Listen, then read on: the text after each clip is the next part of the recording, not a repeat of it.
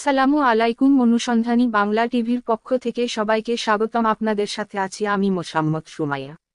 দিনাজপুরের বীরগঞ্জে ট্রাক্টরে চাপায় আদিত্য রায় নামে স্কুলছাত্র নিহত হয়েছে। দিনাজপুরের বীরগঞ্জে ট্রাক্টরে চাপায় আদিত্য রায় 13 নামে স্কুলছাত্র নিহত হয়েছে। আদিত্য রায় উপজেলার নিজপাড়া ইউনিয়নের নোখাপাড়া গ্রামের প্রেমানন্দ রায়ের ছেলে।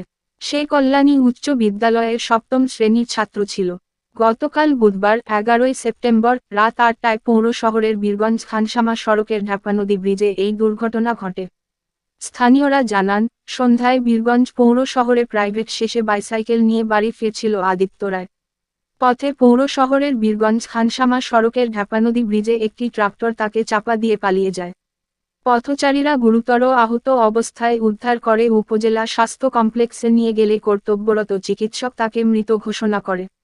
উপজেলা স্বাস্থ্য কমপ্লেক্সের medical officer doctor Mohammad Sabbir Hossain বিষয়টি নিশ্চিত করে বলেন, হাসপাতালে নিয়ে আসার আগেই পথেই তার মৃত্যু হয়েছে। Can anybody out there hear me?